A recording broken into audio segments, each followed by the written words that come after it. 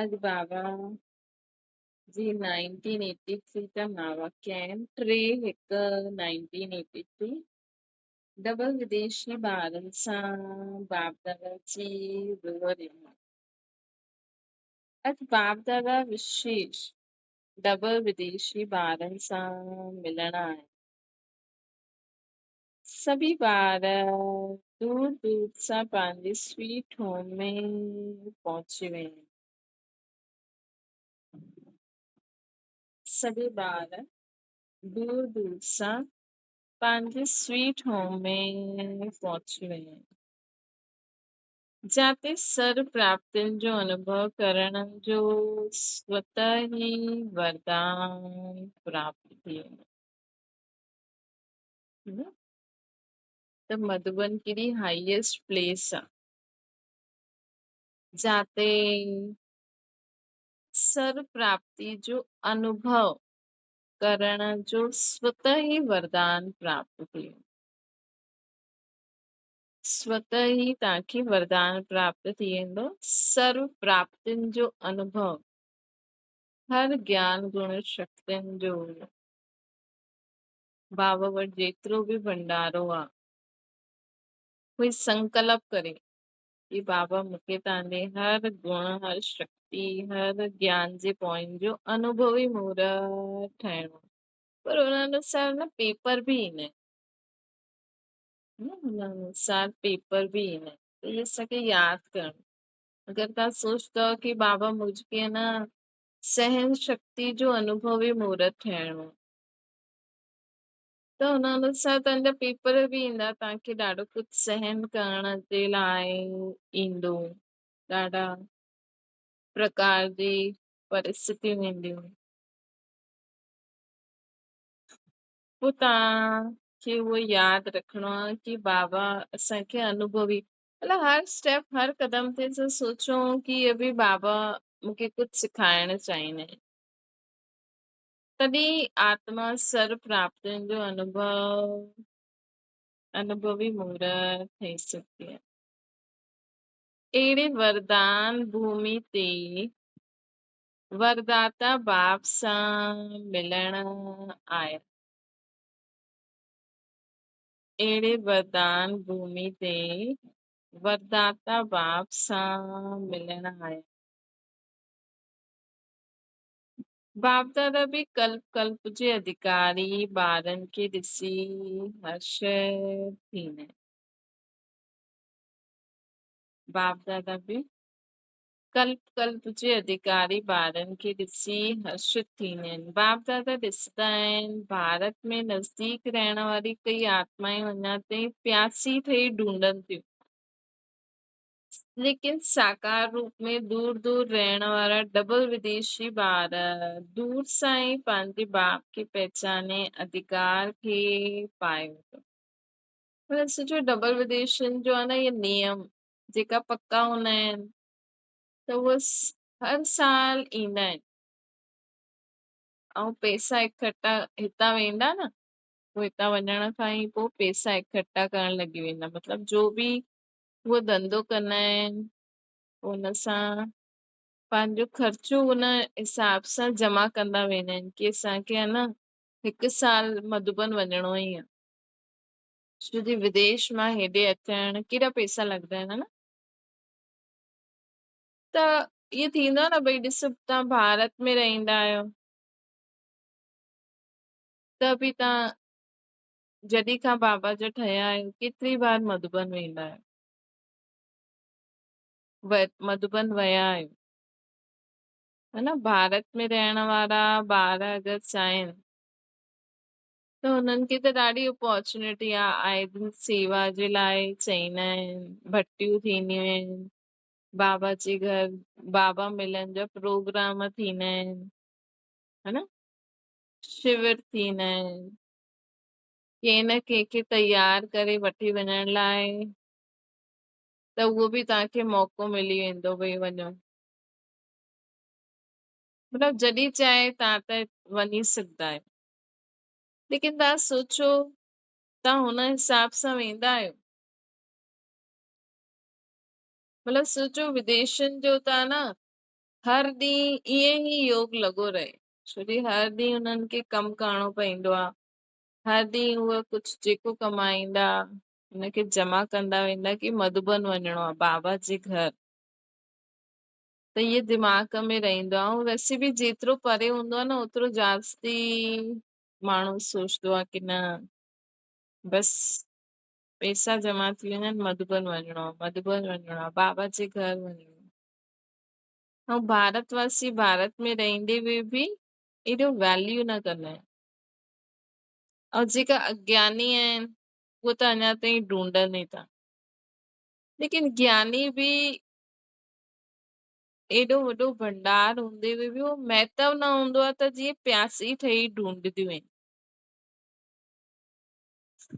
त हिन करे ई त बाबा मधुबन वारा विदेशनि खे एॾो प्यार छो कंदा आहिनि। ईअं त भारतवासियुनि खे बि कंदा आहिनि, लेकिन बाबा जो कि उहो हर साल ईअं खीचे हिन संकल्प सां हूंदा आहिनि त जॾहिं उहा आत्मा नज़दीक ईंदी आहे त जास्ती खीचदा आहिनि न।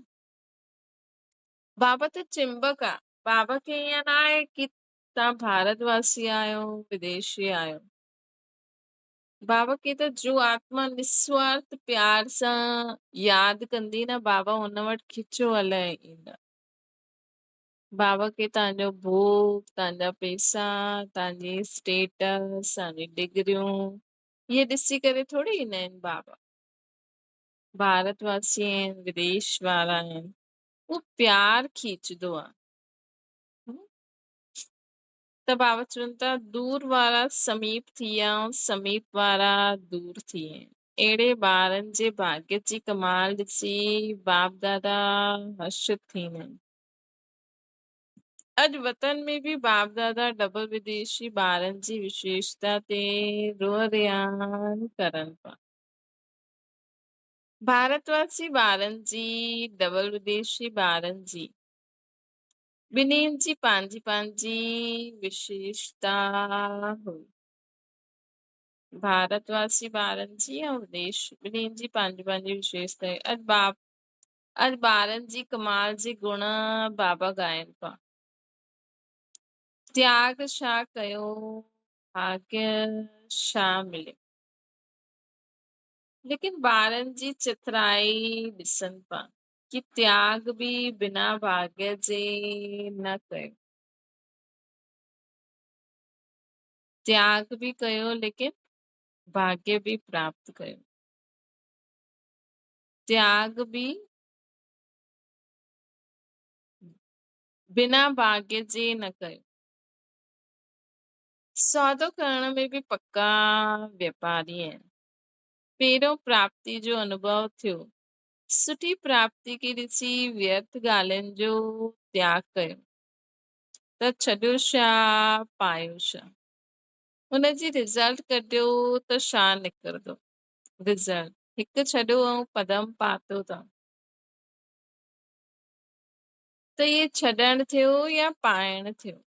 हर आत्मा विश्व जी अहिड़ी श्रेष्ठ विशेष आत्मा ठहींदी, डायरेक्ट बाप जे संबंध में अचण वारी ठहींदी। इहे कॾहिं सोचियो हुयसि?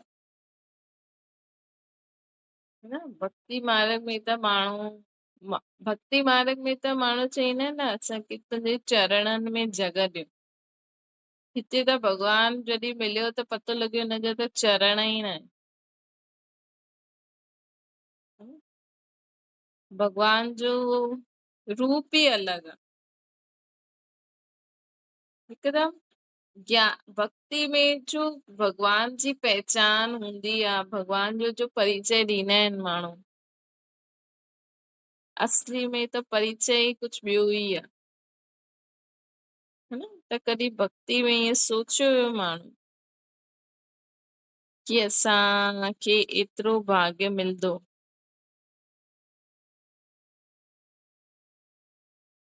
असां आत्मायूं विश्व में अहिड़ी श्रेष्ठ विशेष आत्मा ठाहींदासीं जो डायरेक्ट भॻवान सां असांजो कनेक्शन। शिव बाबा असांजो बाप बि आहिनि, टीचर बि आहिनि, सतगुरु बि आहिनि, दोस्त बि आहिनि, डॉक्टर बि आहिनि, टेक केयर बि आहिनि, साजन बि आहिनि, है न, शिव साजन। सर्व संबंधन में बि असां शिव बाबा सां, सर्व संबंधन में बि असां भॻवान सां गॾु उहो संबंध निभाए करे उहो अनुभव कंदासीं।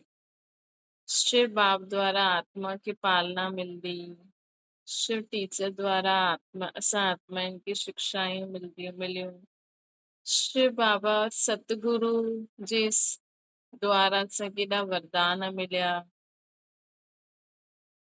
शिव साजन ठही करे असांजी आत्मा केॾो श्रृंगारदा आहिनि,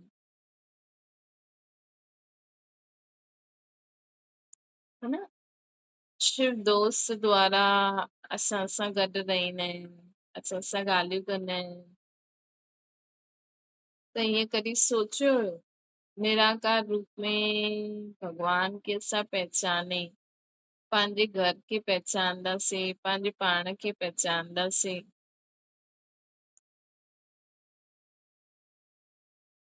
है न। त उन रीति असां डायरेक्ट भगवान सां सर्व संबंधन में अचण वारा ठहींदासीं। ईअं कॾहिं सोचियो हुयो क्रिश्चन सां कृष्णपुरी में अची वेंदासीं, इहे कॾहिं सोचियो हुयो। धर्म पिता जे फॉलोअर हुयो, तनो जे बजाय टालियुनि में अटकी विया हुयसि। भगवान खे ढूंढते ढूंढते ये देहधारी गुरु संत सन्यासी धर्म स्थापकनि में अटकी वियासीं न। ॿियो तमो प्रधान भक्ति सोचो त पेड़ पौधा सूर्य चांद तारनि में ई अटकी पिया हुयासीं। बीच खे छॾे छॾियो, बीच खे त भुलिजी वियासीं, तनो बि भुलिजी विया कि असां देवी देवता धर्म वारी आत्मा आहियूं। तने जे बजाय टाल टालियुनि में अटकी वियासीं। ऐं हाणे ताईं वैरायटी कल्प वृक्ष जो तनो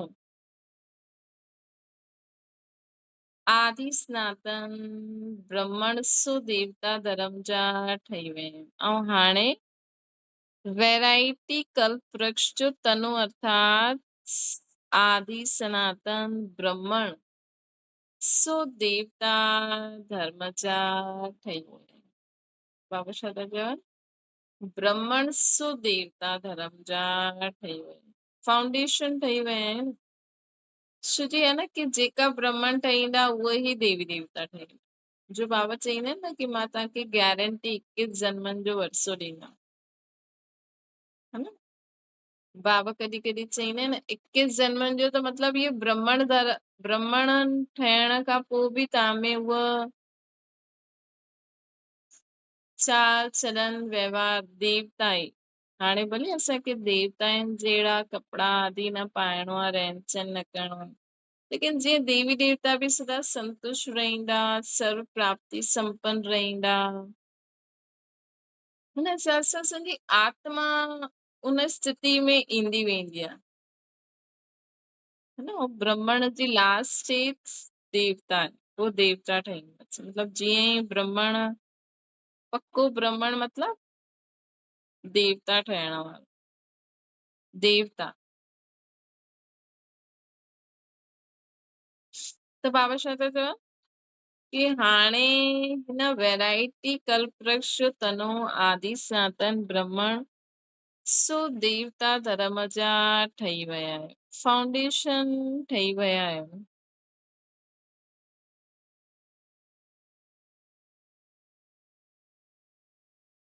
असां फाउंडेशन ठही विया आहिनि। अहिड़ी प्राप्ति खे ॾिसी थोरो छा अल्पकाल जी निंद्रा खे जीतियो।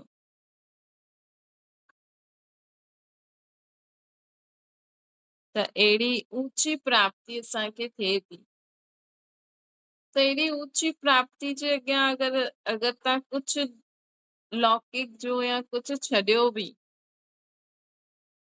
त छॾियो छा आहे, अल्पकाल जी निंद्रा खे जीतियो, निंड में सुम्हण खे छॾियो ऐं स्वयं सोनो ठही वियो।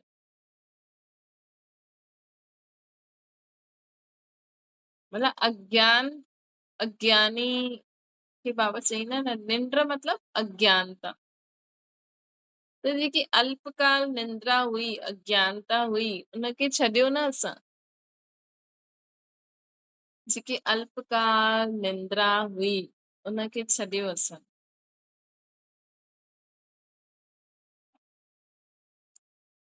निंड में सुम्हण खे छॾियो ऐं स्वयं सोनो ठही वियो। बाप दादा डबल विदेशन के सवेरे सवेरे उठी तैयार थियण ॾिसी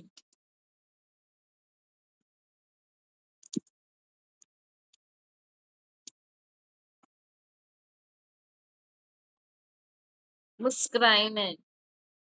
छो जी विदेशी लेट उठंदा आहिनि,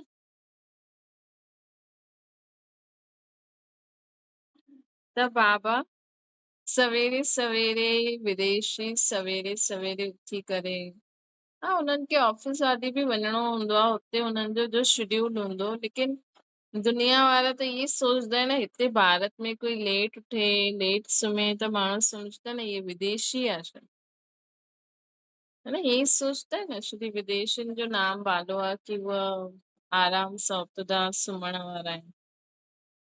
त बाबा विदेशियुनि खे ॾिसी करे चवनि था, बाबा जॾहिं ॾिसंदा आहिनि कि विदेशी सुबुह सुबुह 4 बजे उथी करे 3:30 जॾहिं बि तैयार थी करे बाबा खे यादि कंदा आहिनि, त बाबा चवंदा आहिनि कि बाबा उन्हनि खे ॾिसी मुस्कुराईंदा आहिनि।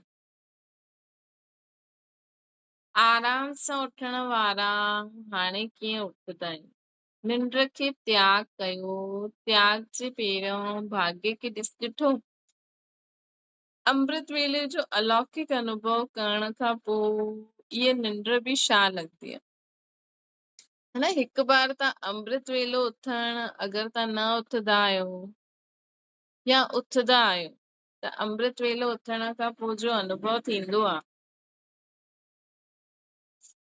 अगरि कोई आत्मा खे उहो अनुभव थी वियो न त उहो सॼे ॾींहं में यही वेट कंदी कि मूंखे अमृत वेलो उथणो आहे। मतलब हुनजो सॼे ॾींहं जी दिनचर्या हुन हिसाब सां सेट थी वेंदी।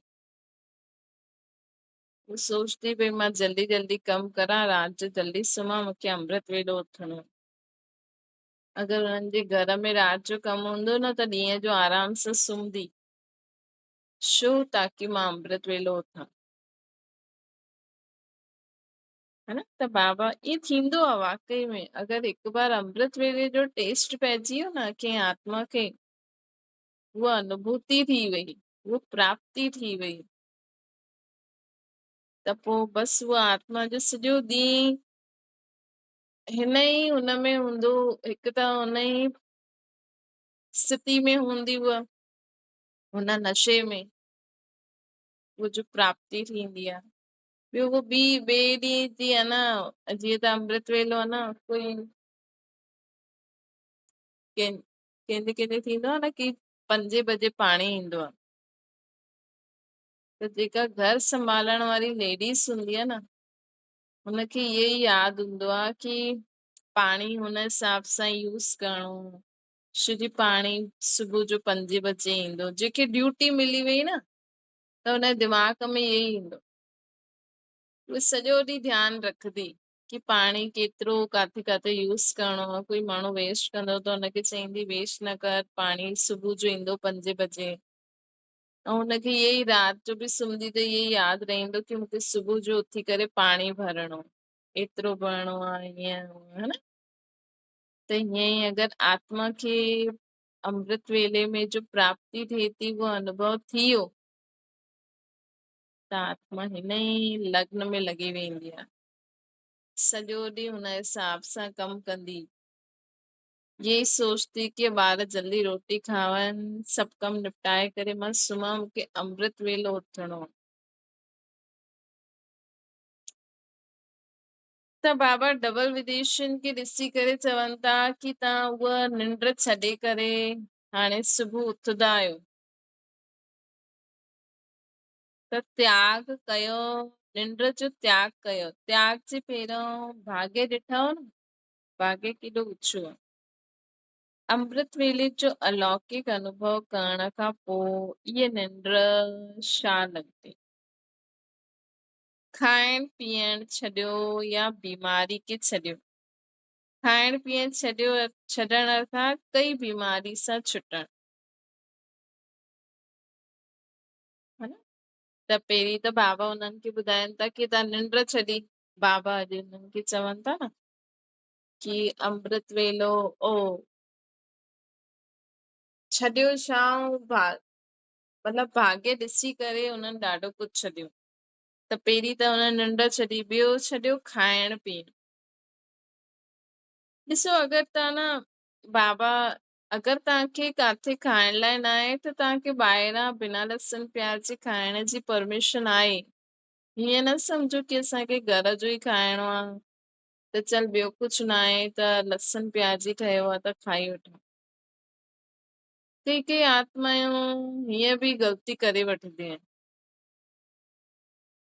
सोचदियूं आहिनि बाबा त चईंदा आहिनि ॿाहिरां जो न खायो ऐं उन्हनि खे घर में कुझु लहसुन प्याज जी भाॼी ठही आहे त सोचनि थियूं ॿाहिरां छा खायूं, तंहिंखां सुठो त इहे ई खाई था छॾियूं, घर जो आहे। न, ईअं न, इहे बि कई आत्मायूं हूंदियूं आहिनि भोलियूं। त असांखे बाबा लहसुन प्याज छॾण जे लाइ चयो आहे। हुनजे हुन अनुसार तव्हां घर में रोटी ठाहे करे खाओ। अगरि तव्हांजे घर में लहसुन प्याज ठहे थो त तव्हां पहिरियों पंहिंजे लाइ कढी छॾियो। तव्हां चईंदव न दाग ई हुनजो पईंदो आहे, त दाग तव्हां अलॻि ठाहे छॾियो, अलॻि गैस ते। चईंदव गैस ज्यादा, अरे कुझु न थींदो आहे, बाबा जे लाइ करो था न त बाबा तव्हांजी गैस बि एक्स्ट्रा वधाए ॾींदो। तव्हां पंहिंजी भाॼी ठाहियो बिना लहसुन प्याज जी, जेके खाइणो हुनजे लाइ अलॻि दाग पचाए करे पोइ हुनमें विझी छॾियो, बसि ख़तम ॻाल्हि, पंहिंजे लाइ कढी करे। हर हर भाॼी में थोरी दाग लहसुन प्याज जो या हिननि जो पईंदो आहे। हू त तव्हांजे मथां आहे, किचन में त तव्हां रहंदा आहियो न, धीरे धीरे करे हुननि खे बि आदत पइजी वेंदी न। त चलो नाश्तो त ठहींदो आहे न, नाश्ते में माण्हू पोया ठाहींदो, पराठा ठाहींदो, पंहिंजे 3 टाइम जे लाइ उहो रखी छॾियो। प्राप्ति खे ॾिसंदव त पोइ इहे सभु करण में बि तव्हांखे कुझु न लॻंदो, कुझु बि न आहे त ॿाहिरां बि बिना लहसुन प्याज जी चीजूं मिलंदियूं आहिनि। हीअं बीमार बि न थी करे रहणो आहे, भई कंहिंखां पुॼंदो न आहे न, भई कमु हूंदो आहे त छा पंहिंजे लाइ ठाहियूं, कोई ॻाल्हि कोन्हे। नथो पुॼियो त ॿाहिरां जेकी बिना लहसुन प्याज जी चीजूं ईंदियूं आहिनि उहो रखी छॾो, केॾी लाचारी में खाईंदा रहो, ॿियो छा। वैसे त बाबा मदद कंदा आहिनि, लेकिन कई बार थींदो आहे न मायुनि खे लॻंदो आहे अरे असांखां पुॼे नथो, पोइ फालतू हिननि में दिमाग़ लॻाए त सोचदा आहिनि अरे छॾ। ऐं जो ॿाहिरां माण्हू होटलनि में खाईंदो आहे पताशा, समोसा, कचोरियूं, जलेबी, मुंहं में पाणी ईंदो आहे न। भई पहिरियों त माण्हुनि जो नाश्तो, शाम जो स्नैक्स इहे ई थींदो हुयो, हा न, पर हुन हिसाब सां बीमारियूं बि ईंदियूं आहिनि। त बाबा जैसे उन्हनि खे निमित विदेशी आहिनि, लेकिन सभिनि खे चवनि था कि खाइण पीअण छॾियो या बीमारी छॾी। खाइण पीअण छॾण अर्थात कई बीमारी सां छुटण, मुक्त थी वियो न। ॿियो ई हेल्दी वेल्दी, हेल्थ वेल्थ ॿई मिली, इन करे ॿुधायो न कि पक्का व्यापारी आहियो, पक्का व्यापारी आहियो। त कई ॿार पहिरियों प्राप्ति खे ॾिसंदा आहिनि कि प्राप्ति छा छा आहे। उन हिसाब सां अमृत वेलो योग, ज्ञान योग ऐं धारणा कंदा आहिनि। ऐं कई बार त बाबा जे स्नेह में एॾा लवलीन थी वेंदा आहिनि कि छॾियो इहो बि पतो न पवंदो। हुननि खे बसि बाबा जेके ढूंढऊं पिया उहो मिली वियो, उन्हनि जे लाइ छॾण छा। त हिन हिसाब सां बाबा चवनि था ख़ुदि खे ॾिसो। अगरि तव्हांखे लॻंदो आहे कि अरे असांखे त हाणे इहे बि न खाई सघंदा आहियूं, हीअं बि न करे सघंदा आहियूं, अरे प्राप्ति खे ॾिसो, वापारी ठहो। प्राप्ति छा थी थिए, उहो बि हिकु जन्म न, 21 जन्म में इहो जन्म बि अची वियो। अगरि तव्हां बाबा जी श्रीमत अनुसार हलंदा त हाणे बि तव्हां हेल्दी वेल्दी हैप्पी रहंदा। हाणे बि तव्हांजो शरीर बीमार हूंदे बि तव्हांखे उन रीति न थींदव जीअं दुनिया वारा हाय हाय कंदा आहिनि। आत्मा में एॾो वेल्थ आहे, ज्ञान गुण शक्तियूं, कि जीवन में हर परिस्थिति हर बीमारी खे वो सहज ई पार करे अॻियां वधी सघे। त बाबा असांखे चवनि था ऐं हैप्पी त पोइ ब्रह्मण जीवन में ख़ुशी त असांखे बाबा जी वरदान जीअं मिलंदी आहे न, ख़ुशी केॾी थी वेंदी आहे बाबा सां, बाबा खे मिलण सां, बाबा जे मिलण सां, बाबा जी प्राप्ति करण सां, ज्ञान योग सां। अच्छा, ओम शांति। बाबा खे याद करो, बाक़ी कल्ह ॿुधासीं। विदेशी ॿारनि जी ॿियो हिकु विशेषता इहे ॾिसंदा आहिनि कि जंहिं तरफ़ बि लॻंदा आहिनि ॾाढो तीव्र गति सां हुन तरफ़ हलंदा आहिनि। तीव्र गति सां हलण जे कारण प्राप्ति बि सर्व प्रकार जी फुल करणु चाहींदा आहिनि। तीव्र गति सां हलण जे कारण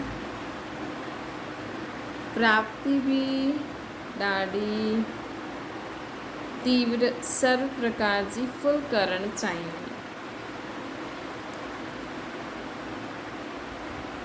ॾाढो फास्ट हलण जे कारण कॾहिं कॾहिं हलंदे हलंदे थोरी सी बि माया जी रुकावट ईंदी आहे त घबराईंदा बि फास्ट आहिनि।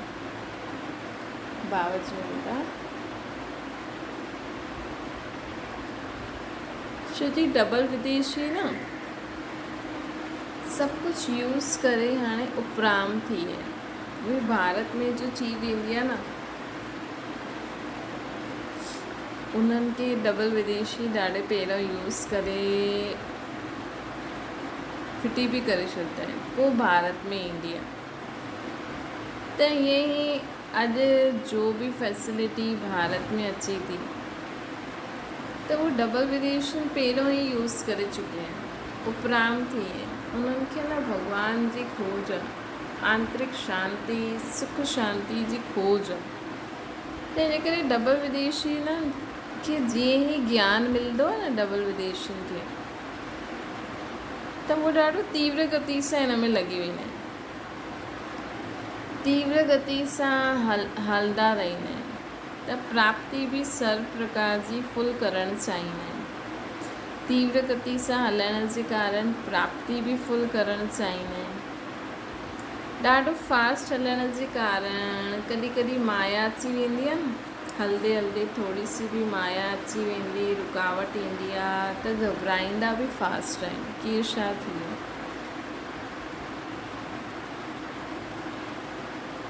है न, छोजी पुरुषार्थ त सहज आहे, लेकिन पुरुषार्थ में रुकावट छो पईंदी आहे। भई रोज़ अमृत वेलो करो, रोज़ मुरली ॿुधो, रोज़ जो बाबा चवनि था उहो होमवर्क करो, लेकिन अनुभवी ठाहिण लाइ, पको ठाहिण लाइ, ॿियनि खे सेखारण लाइ असांजो पेपर वठंदा आहिनि बाबा। त कंहिं न कंहिं रूप किथे न किथे न माया अची वेंदी आहे, कंहिं न कंहिं रूप में। भी ॾिसो अॼु स्कूल में बि कोई ॿार आहे न अगरि चाहे त पढ़ी लिखी करे फर्स्ट रैंक वठी अचे, जेको होशियारु ॿारु हूंदो, पर ॿुधायो स्कूल में बि कोई फर्स्ट रैंकर हुजे, उनखे माण्हू रोकदा न हूंदा। कई ॿार उन्हनि सां जेलसी कंदा हूंदा, कई उन्हनि खे किराइण जी कोशिशि कंदा हूंदा, है न। सहज थोड़ी आहे हिन कलयुगी दुनिया में अॻियां वधणु, है न। कोई ऑफिस में सुठो हुजे, ख़ानदान में ई ॾिसो। अॼु अगरि ॾिसो कोई ॿारु ॾाढो इंटेलिजेंट आहे, कंहिं में होशियारु आहे, हाणे उहो पंहिंजो जीवन जीए थो, पंहिंजी जेकी विशेषता आहे, जेकी क्वालिटी आहे, हुनखे ॼाणदे हुए सम्झदे हुए अॻियां हले थो, है न। कोई सम्झो सिंगिंग में सुठो आहे, डांसिंग में सुठो आहे, पढ़ाई त दूर जी ॻाल्हि आहे। अॼु कोई फैमिली में कोई डांस बि ॾाढो सुठो कंदो हुजे न, त कई माण्हू त हुनखे एप्रिशिएट कंदा आहिनि फैमिली मेंबर्स, कि हा ये डांस सुठो कंदी आहे, हिनखे चओसि। लेकिन साथ साथ किराइण वारा बि हूंदा आहिनि। त हिते बि आहे न, पुरुषार्थ में ईअं त माण्हू अॻियां हली वञे, कंहिंखे ज्ञान सुठो अचे थो त उहा सुठी रीति कोर्स कराए वई, क्लास कराए वई, पर हेॾो आसान थोड़ी हूंदो आहे। अॼु सेंटर ते बि आहे न, कोई दीदी अचे या उन्हनि खे ज्ञान सम्झ में अची वियो, ऐं उनखे अगरि दीदी चए हा भई तव्हां रोज़ु क्लास करायो, मुरली तव्हां ॿुधायो अॼु खां, त बाक़ी जेकी पुराणियूं भेणियूं हूंदियूं आहिनि, उहे हेॾी आसान सां थोड़ी उन्हनि खे अॻियां वधण ॾियनि। हिते बि कॉम्पिटिशन थी वेंदो आहे, जबकि पतो आहे कि बाबा चईंदा आहिनि लड़ाई सां राजा ई न मिलंदी। कोई अॻियां वञे थो त उनखे अॻियां वधण ॾियो, तव्हांखे मार्क्स मिलंदा उन में। पर त बि 10 ॼणा उन्हनि खे खींचण जे लाइ हुनजी दीदियुनि जे साम्हूं उन्हनि खे कोई न कोई ईअं कंदा ताकी हुनजी इमेज ख़राबु थिए, ईअं हर जगह कॉम्पिटिशन आहे। जबकि बाबा त असांखे साफ़ चईंदा आहिनि कि हिते कॉम्पिटिशन जी कोई ॻाल्हि न आहे। हिते जो कंदो सो पाईंदो। हिते अगरि तव्हां कॉम्पिटिशन जे कारण कंहिंखे अॼु किराए बि छॾियो त नुक़सानु तव्हांजो जास्ती आहे, हुनजो घटि आहे। पर त बि माया ॾिसो काथे काथे, त जेका डबल फॉरनर्स हूंदा आहिनि न, उहा हिन रीति फास्ट बि वेंदा आहिनि, पर कॾहिं कॾहिं माया जी रुकावट जे कारण घबराईंदा बि आहिनि। इहे छा थियो, ईअं बि थींदो आहे छा, ईअं आश्चर्य जी स्थिति में पइजी वेंदा आहिनि। पोइ बि लगन मज़बूत हुजण जे कारण विघ्न पार थी वेंदा आहिनि ऐं अॻियां बि मज़बूत ठहींदा वेंदा आहिनि। मंज़िल ते हलण में महावीर आयो, नाजुक त न आयो न, है न। मंज़िल में हलण लाइ महावीर आयो न, नाजुक त न आयो न, घबराइण वारा त न आयो न। ड्रामा त ॾाढो सुठो कंदा आहियो। ड्रामा में माया खे बजाइण जा साधन बि ॾाढा सुठा सुठा ठाहींदा आहिनि। जो बि ठाहींदा आहिनि न ड्रामा, दुनिया में माण्हू ठाहींदा आहिनि न, ओ बाबा जे घर में बि ड्रामा वग़ैरह ठाहींदा आहिनि न कि माया ईअं ईअं परेशान कंदी आहे, त बाबा चवनि था ड्रामो त ॾाढो सुठो कंदा आहियो, ड्रामा में माया खे बजाइण जा साधन बि सुठा ठाहींदा आहियो। त इन बेहद जे ड्रामा जे अंदरि प्रैक्टिकल में बि ईअं ई महावीर पाठधारी आयो न। त हिन बेहद जे ड्रामा जे अंदरि प्रैक्टिकल में बि ईअं ई महावीर पाठधारी आयो न। बाबा चवनि था जीअं ड्रामा में ॾेखारींदा आहियो कि असां महावीर ठही कीअं माया खे बजाईंदे, त प्रैक्टिकल में बि कंहिं बि रूप में माया अची वेंदी।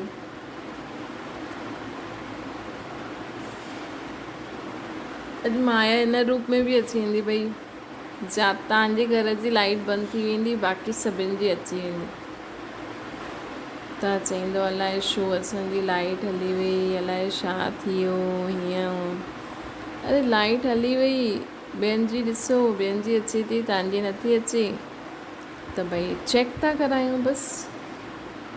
अरे असांजी लाइट हली वई, हुननि जी त अचे थी, इहो कीअं?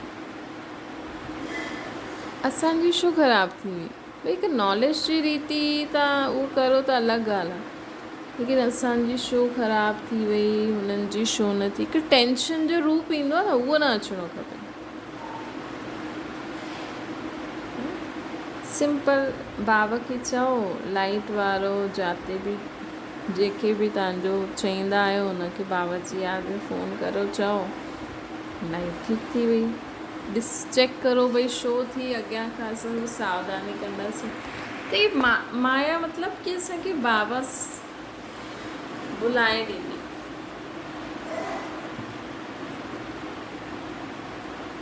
माया मतिलबु कि कोई न कोई संशय अची वेंदो। त बाबा चवनि था जीअं ड्रामा में ॾेखारींदा, ईअं प्रैक्टिकल में बि महावीर पाठदारी आहियो न। मोहबत ऐं महिनत ॿई ॿिन्हिनि में ई मोहबत में रहंदा आहियो या महिनत में आहियो?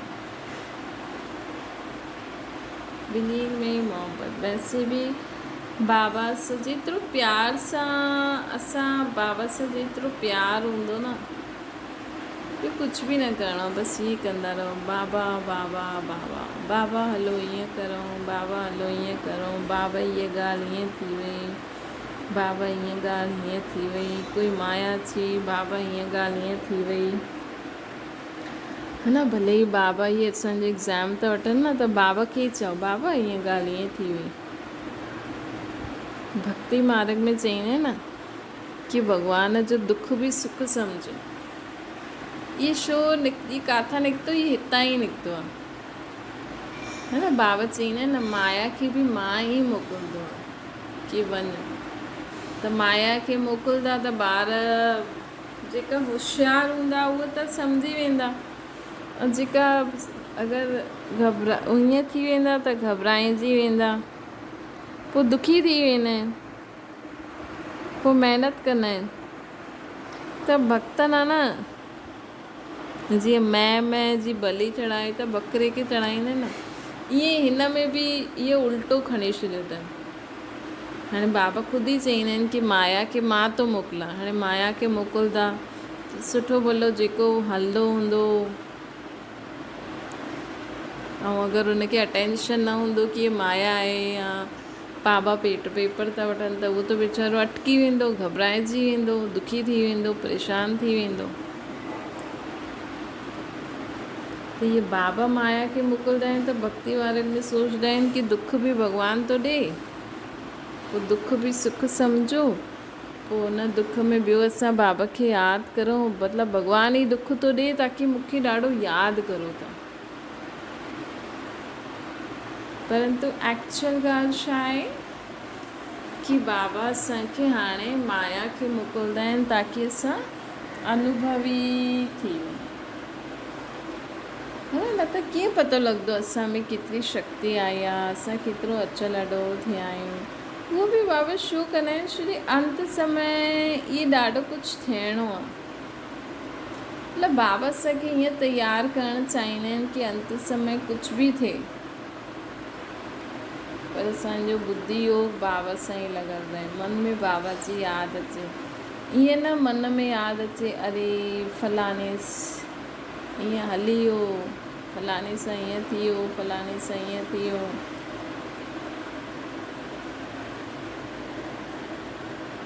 कुझु बि थींदो रहे, हाणे त सभु फुल स्टॉप लॻायो। हाणे उहा जीअं न पहिरियों सोचता हुयासीं, हाणे त उहा स्थिति बि न आहे। हाणे त न बुद्धि एक्सेप्ट बि न कंदी आहे।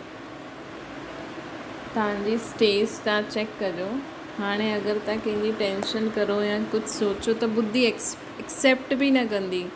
बुद्धि खे बि हाणे शांती, चलो जो थियो सुठो, ख़तमु, सभिनि जो ई भलो थिए।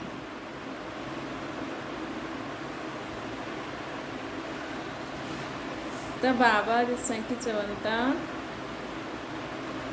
ॿिन्हिनि में ई मोहब्बत में रहो मेहनत में न, सदा बाप जी याद में समायल हुआ रहो, या बार बार याद करण वारा आयो वह याद स्वरूप आयो। शायद स्थिति आहे सदा बाप जी याद में समाये हुए रहंदा आहियो, बार बार याद करण वारा आहियो, या याद स्वरूप ई आहे।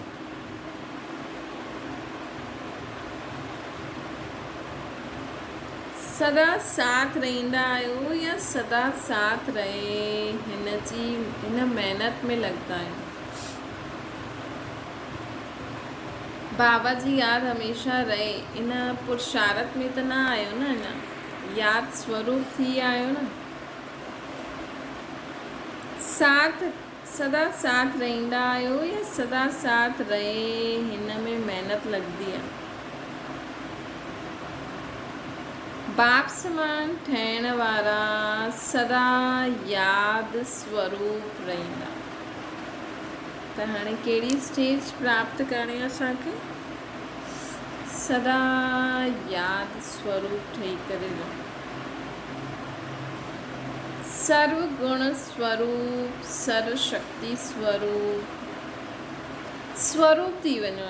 हाणे जी चई न मां आत्मा ज्ञान स्वरूप आहियां, प्रेम स्वरूप आहियां, मतिलबु तव्हांखे ॾिसी करे माण्हुनि खे बाबा जी यादि अची वञे, बसि इनखे चइबो आहे कि यादि स्वरूप। तव्हांखे ॾिसी करे माण्हू शांति थी वञे। यादि स्वरूप, सर्व गुण स्वरूप, सर्व शक्ति स्वरूप। स्वरूप जो अर्थ आहे पंहिंजो रूप ई उहो ठही वञे। गुण व शक्ति अलॻि न हुजे, लेकिन रूप में ई समाइजी वञे। जीअं कमज़ोर संस्कार व अवगुण बहुत काल जे सां स्वरूप ठही वेंदा न। हाणे ॾिसो तव्हां न, कोई हिकु बार तव्हांजे साम्हूं के क्रोध कयो त अज्ञान काल में ॾिसो हिकु बार कोई माण्हू क्रोध कंदो आहे न त माण्हुनि जे दिमाग़ में वेही रहंदो। पोइ जॾहिं बि उन माण्हू खे ॾिसंदा त कीअं ॾिसंदा आहिनि कि अरे वरी गुस्सो न करे, ॾिसंदा आहिनि न। स्पेशली लेडीज़ में ॾिसो, जेसि ताईं लेडीज़ चुप आहे त सुठो आहे। हिकु बार नुंहुं अगरि गुस्सो कयईं त हुनखे पूरे घर में कीअं ॾिसंदा आहिनि कि छिती आहे, वरी गुस्सो कंदी। अरे हुन हिकु बार कयईं, लेकिन हुनखे टाइटल छा मिली वेंदो आहे कि गुस्सो कंदो, चाहे स्त्री चाहे पुरुष। पर ॾिसो कंहिंजी कोई आहे न रिलेशन में बि बदनाम हूंदो आहे। जीअं माण्हू चवंदा आहिनि बुआ आहिनि, मतिलबु हिकु बुआ ईअं कई त सभु बुआइनि जे लाइ माण्हू नाम बदनाम कंदा आहिनि कि बुआयूं हीअं हूंदियूं आहिनि, नुंहरियूं हीअं हूंदियूं आहिनि, ससियूं हीअं हूंदियूं आहिनि। मतिलबु उहो स्वरूप, हुन रिलेशन जो ई स्वरूप ठाहे छॾियो अथनि माण्हुनि। त हिकु ॿ त न, मतिलबु रिलेशन मतिलबु उहो संबंध कि बुआयूं त हूंदियूं ई आहिनि, पति त हूंदा ई आहिनि, ज़ालियूं त हूंदियूं ई आहिनि, ससु त हूंदी ई आहिनि। त मतिलबु उन्हनि जे उहो स्वरूप में ई अची वियो।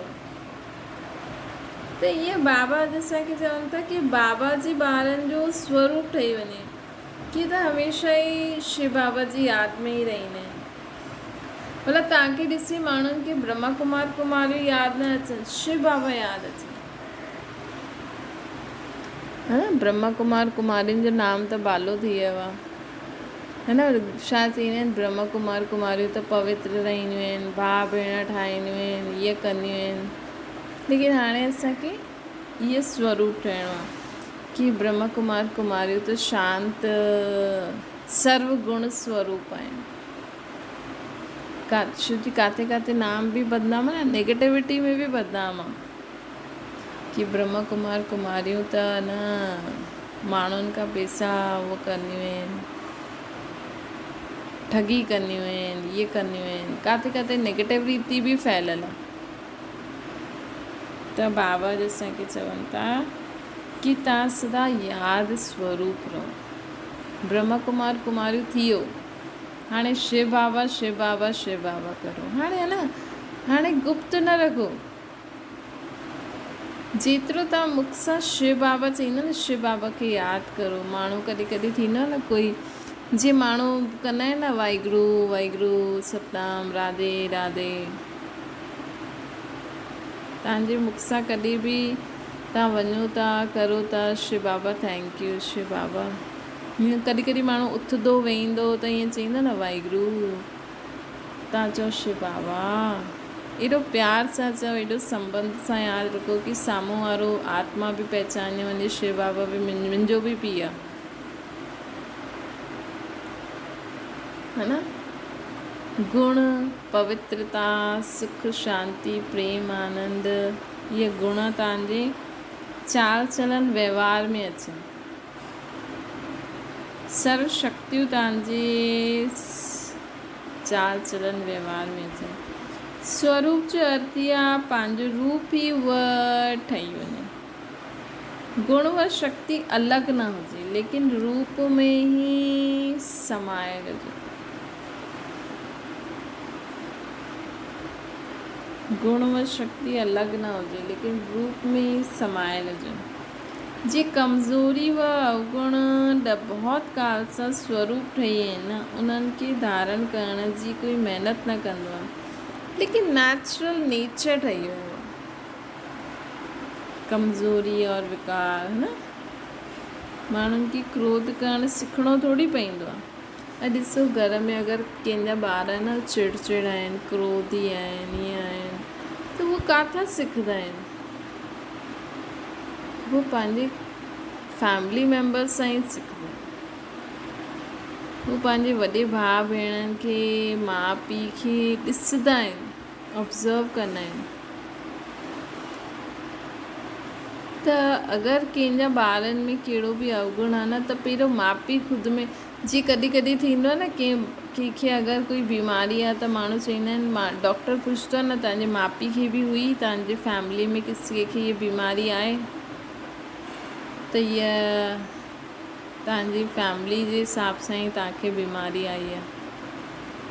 शरीर त हुन सां ई ठहींदो आहे न। त ईअं ई आहे न, अवगुण बि कॾहिं कॾहिं हूंदा आहिनि। ऐं कॾहिं कॾहिं माण्हू चईंदो ई आहे कि असांजा ख़ानदान में सभु ईअं ई आहिनि। त ख़ानदान में कीअं आहे भई, उहो उन्हनि खे ॾिसंदा आहिनि, उहो कॉपी कंदा आहिनि। आत्मा चाहे त कॉपी न करे, लेकिन उन्हनि खे लॻंदो आहे कि न, असांजे ख़ानदान जो जेको इहा आहे, जीअं माण्हू चवंदा आहिनि न, असांजे पीढ़ी बा पीढ़ी हलंदो रहंदो आहे, त असांजो पीउ बि ईअं चिलाईंदो हुयो, असां बि ईअं चिलाईंदा, असांजो पीउ बि ईअं गालियूं ॾींदो हुयो। अरे सुठी ॻाल्हियूं खणो न पंहिंजे पीउ मां। ऐं उहा आत्मा त वई,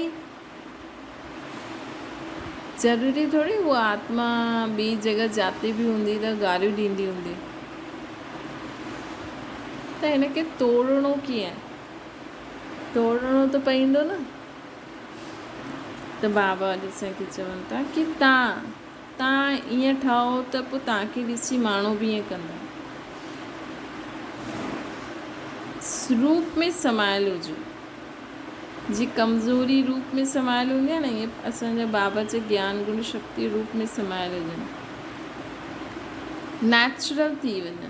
हुननि खे छॾणु चाहिनि, दुनिया वारनि में जो अवगुण नेचुरल थी विया आहिनि न, माण्हू हुननि खे छॾणु चाहींदा आहिनि, महसूसु कंदा आहिनि कि इहे न हुजणो खपे, लेकिन समय ते पोइ बि न चाहींदे उहो नेचर, उहो संस्कार पंहिंजो कमु करे वठंदो आहे। छो जो उन्हनि जो ॾिसो, अज्ञान काल में आहे न, ॿारनि जे दिमाग़ में न माउ पीउ हूंदो आहे, कि असांजा माउ पीउ बि ईअं कंदा हुया, त उहो न चाहींदी आहे बि न, उहा कर्म थी वेंदो आहे।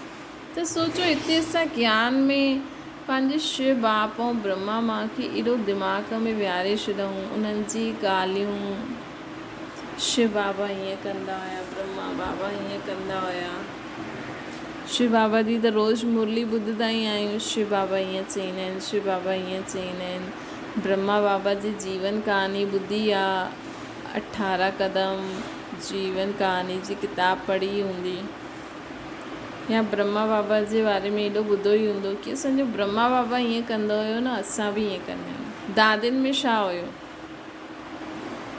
दादियुनि ब्रह्मा बाबा खे प्रैक्टिकल ॾिठो ऐं ब्रह्मा बाबा खे पंहिंजो पिता सम्झी करे हलिया, त दादियुनि खे महिनत न लॻी, ब्रह्मा बाबा ऐं मम्मा खे महिनत लॻी। छो जी उन्हनि शिव बाबा खे जी ॻाल्हियुनि, शिव खे सोचो, ब्रह्मा बाबा ऐं मम्मा केॾो शिव बाबा खे पंहिंजो पीउ सम्झी करे हलियो हूंदो, तॾहिं त हुननि जी ॻाल्हियूं नस नस में जीअं चईंदा आहिनि न की न शिव बाबा ईअं चईंदा आहिनि, शिव बाबा ईअं चईंदा आहिनि, शिव बाबा ईअं चईंदा आहिनि।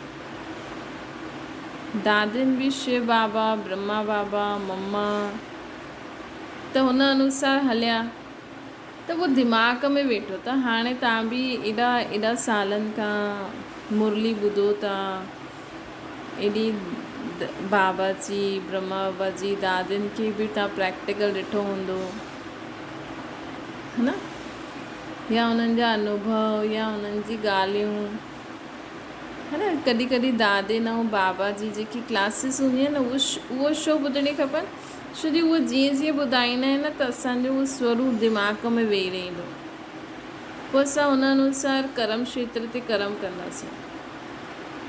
शिव बाबा छो चईंदा आहिनि, मुंहिंजी मुरली ॿुधो त न मूंखे यादि करे ॿुधो, त की उहो दिमाग़ में वेही रहंदो, त असांजो शिव बाबा ईअं चवनि था त असांखे हूअं ई कर्म करिणो आहे। जीअं अज्ञान काल में उन्हनि जा माउ पीउ वग़ैरह दिमाग़ में वेठल हूंदा आहिनि न, त उहो छॾणु चाहींदे हुए, महसूसु कंदे हुए बि उहो नेचुरल नेचर संस्कार पंहिंजो कमु करे वठंदो आहे। छो जी स्वरूप ठही आहे न, बचपन खां ई पंहिंजे माउ पीउ खे ॾिसंदा आहिनि, ऐं माउ पीउ बि इहे ई चाहींदा आहिनि की असांजा ॿार असां जहिड़ा ठहनि, उहो सुठे रीति चाहींदा आहिनि, लेकिन साथ साथ उन्हनि जा ग़लति संस्कार बि ॿारनि में ईंदा आहिनि। ऐं माउ पीउ चाहींदो न भई असांजो ॿारु असां ताईं रहे, कंहिंसां ॻाल्हाइण बि न ॾींदा, किथे हुनजी सम्झ अनुसार न हली वञे। लेकिन माउ पीउ इहे न सम्झंदा आहिनि की असां में जो अवगुण आहे न, उहो बि ॿार में अची वेंदो, हिते फ़र्क़ु पइजी वेंदो आहे, है न। इन करे कॾहिं बि ईअं न चइणो, तॾहिं त शिव बाबा चईंदा आहिनि फॉलो शिव बाप ऐं ब्रह्मा मां। त बाबा अॼु असांखे चवनि था त हुते उहो नेचुरल नेचर ॾिसो केॾो ठही वेंदो आहे, छो जी स्वरूप ठही वियो आहे। ईअं हर गुण हर शक्ति निजी स्वरूप ठही वेंदो आहे। त हिते बि अगरि असां ईअं कंदासीं न, शिव बाप ब्रह्मा मां हिन रीति ॿुधंदासीं, पढ़ंदासीं, बुद्धि सां त सम्झी विया आहे न ब्रह्मा बाबा खे, त उहो साम्हूं रखंदा, तॾहिं त बाबा चईंदा आहिनि कुझु कर्म करण खां पहिरियों बाप दादा खे साम्हूं लाहियो, की बाप दादा ईअं सोचंदा, बाप दादा ईअं ॻाल्हाईंदा, बाप दादा ईअं कंदा, न कंदा त तव्हां बि न कयो, तॾहिं उहा हर शक्ति हर गुण तव्हांजो नेचुरल स्वरूप ठही वेंदो। मुंहिंजी नेचर ऐं नेचुरल गुण बाप समान ठही वञे, अहिड़ो गुण स्वरूप, शक्ति स्वरूप, यादि स्वरूप थी वञो, इनखे चइबो आहे बाप समान। त सभु पंहिंजे खे ईअं स्वरूप अनुभव कंदा आहियो न, लक्ष्य त इहे ई आहे न, पाइणो हुयो त फुल पाइणो आहे या थोरे में ई राज़ी रहणो आहे। चंद्रवंशी ठाहींदव, थोरे में राज़ी थी वेंदा, पोइ चंद्रवंशी ठही वेंदो। हाणे तव्हां सोचो तव्हांखे छा करिणो आहे। हाणे बाबा चवनि था कि चंद्रवंशी ठहींदव या सूर्यवंशी। चंद्रवंशी राज्य बि कम थोड़ी आहे, सूर्यवंशी केतिरा ठहींदा, जो बि सभु वेठा आहिनि सूर्यवंशी ठहींदा। राम जी महिमा बि कम थोड़ी आहे, उमंग उत्साह सदा श्रेष्ठ रहे, इहा सुठो आहे न, उमंग उत्साह सदा श्रेष्ठ रहे, इहा सुठो आहे न। हाणे विश्व जी आत्माऊं तव्हां सभिनि सां छा चाहींदी उहो ॼाणंदा आहियो? हाणे हर आत्मा पंहिंजे पूज्य आत्माउनि खे प्रत्यक्ष रूप में पाइण लाइ पुकारनि थी। विश्व जी आत्माउनि खे सभिनि खे शिव बाबा न खपे, सभिनि खे शिव बाबा न खपे। कोई कंहिंखे है न कंहिंजे माँ बाप शरीर छॾे छॾिया आहिनि त कंहिंखे पंहिंजा माँ बाप खपनि। कोई पंहिंजे माँ बाप खे भॻवान सम्झी करे पूजदो आहे, अञा ताईं यादि कंदो आहे। कोई पंहिंजे ॾेहदारे गुरू संत सन्यासियुनि खे, कोई टीचरनि खे, कोई अलाए कंहिंखे, कोई पंहिंजे पति खे। मतिलबु कंहिंखां पुछो न तव्हांखे छा खपे त भॻवान खां बि जास्ती चईंदा असांखे पंहिंजो पति खपे, पंहिंजो माउ खपे, जेका शरीर छॾे हली आहिनि। है न, कई बार जीते जी बि माण्हुनि जी एतिरी उहो हूंदी आहे भावना पंहिंजे माउ पीउ संबंधनि में कि असांखे असांजे लाइ त इहे ई भॻवान आहे, असांखे ॿियो भॻवान न खपे। कोई माण्हू चवंदा आहिनि कि असांखे त इहे जानवर ई असांजे लाइ भॻवान आहे। मतिलबु हुननि जी बुद्धि हेॾी विस्तार में न वई आहे। त सोचो कि तव्हां कहिड़ा असां कहिड़ा लकी आहियूं, है न, कि असांजी बुद्धि जो तालो बाबा एॾो खोलियो अथईं।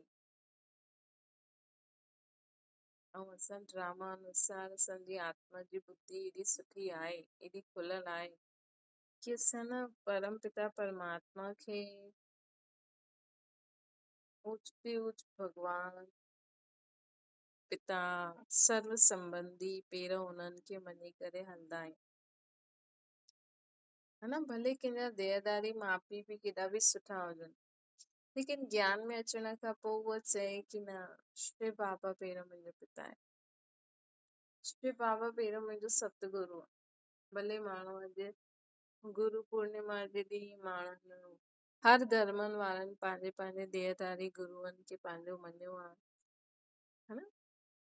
हिते ज्ञान में बि माण्हू पंहिंजे टीचर्स खे, जो बि सेंटर इंचार्ज दीदी खे गुरु मञी करे उन्हनि खे रिस्पेक्ट रिगार्ड ॾींदा आहिनि। लेकिन त बि असांजी बुद्धि में हुजिणो खपे न कि पहिरियों पहिरियों सचो सतगुरु शिव बाबा। रिगार्ड रिस्पेक्ट ॾियण अलॻि ॻाल्हि आहे, लेकिन इहा जो सम्झ आहे न कि पहिरियों पहिरियों असांजो माउ पीउ मतिलबु सर्व संबंधी पहिरियों शिव बाबा निराकार, छोकि उहो बि आत्मा आहे न। ये अंदर सम्झ हुजणी खपे, ये एक्सेप्ट करो। रिगार्ड रिस्पेक्ट लाइ चलो पहिरियों ब्रह्मा बाबा, मम्मा बाबा, पोइ दादियूं, पोइ दीदियूं, ऐं या अलॻि अलॻि धर्म वारा बि अगरि सोचनि रिगार्ड रिस्पेक्ट लाइ पंहिंजा पंहिंजा गुरु टीचर माउ पीउ हुननि जा गुरु आहिनि, लेकिन कम से कम अज्ञान काल में बि एतिरी त सम्झ हुजणी खपे न कि पहिरियों पहिरियों त भॻवान ई आहे, पोइ असांजा माउ पीउ। इहे सम्झण वारा केरु हूंदा अज्ञान में? त सोचियो अगरि तव्हां इहे सम्झी करे हलंदा आहियो त असांखे असांजी बुद्धि केॾी सुठी आहे, है न। इन जो ई नशो रखो, ख़ुदि जी महिमा कंदा रहो, बाबा जी बि ऐं ख़ुदि जी बि। त बाबा चवनि था कि विश्व जी आत्माऊं हाणे न छा थी चाहिनि, पंहिंजी पूज्य आत्माउनि खे प्रत्यक्ष रूप में पाइण चाहींदियूं आहिनि, है न। उन्हनि खे शिव बाबा न खपे, उन्हनि जे लाइ त उन्हनि जो उहो ई गुरू, उहो ई फलानो फलानो हो आहे। सोचो अगरि पिछले जन्म में तव्हां कंहिंजा माउ पीउ हूंदव, संबंधी हूंदव, ऐं उहो अञा ताईं तव्हांजे घर में मूर्ति रखी तव्हांखे माउ पीउ या फलाणे फलाणे जे रूप में यादि थो करे, थींदो न। कईनि जी न नानी खे मरे हुए 30 साल थी, 30-40 साल थी विया नानी खे मरे हुए, अञा ताईं नानी जो फोटो ॾिसी नानी नानी कंदा रहंदा। है न, नानी जो घर याद ईंदो त नानी बि याद ईंदी न, है न। ऐं जेके अगरि लगाव हूंदो आहे नानी ॾाॾी ॾाॾो, उहो वीचारा ॿिए जन्म में अलाए 30 साल थी विया त जनम त वरितो ई हूंदई कम से कम। हाँ पहिरियों समय थोड़ी भटकती हुई आत्माएं। त चल 25-27 साल जी उहो इंसान पंहिंजो शादी बि करे छॾी हुनई ॿी, न बि कई हुनई त बि वॾो थी वञे, अञा ताईं उहो नानी नानी करनि था। ऐं कोई पंहिंजी नानी खे गुरु जे रूप में यादि करे त हुन नानी जी आत्मा बाबा हुन नानी जी आत्मा द्वारा बि हुनखे प्राप्ति कराईंदो। बाबा बाबा कराईंदा आहिनि न, त हुननि खे उहो ई खपे, हुननि खे शिव बाबा खपे ई न, हुननि खे त हुननि जी नानी ई खपे, हुननि जी माउ पीउ ई खपे। त हीअं आहे न, हाणे कोई भगत आत्मायूं आहिनि, अज्ञानी आत्मायूं आहिनि, तव्हां शिव बाबा खे यादि करो, तव्हां द्वारा शिव बाबा तव्हां द्वारा हुननि खे उहो साक्षात्कार कराईंदा। त सिर्फ़ बाप खे न पुकारनि था, लेकिन बाप सां गॾु गॾु तव्हां पूज्य आत्माउनि खे बि पुकारनि था। कई शिव बाबा खे पुकारनि था ऐं कई तव्हांखे था पुकारनि, त बाप सां गॾु तव्हांखे बि था पुकारनि। त तव्हांजो कमु छा आहे? सदा बाप जी यादि में रहंदे हुए कर्म करणु, ये सभिनि खां वॾी सेवा आहे। छोकी तव्हां हिते बाप खे यादि कंदा, सम्झो कि तव्हांखे है न कंहिं बि रूप में इंसान यादि करे थो, है न, तव्हां बाप जे कनेक्शन में आहियो त पूज्य आत्मा सां आहियो था, तव्हांखे कंहिं न कंहिं रूप में माण्हू यादि त कंदा आहिनि, है न, इहे त गारंटी आहे, इहे त स्टैम्प लॻी वियो, है न।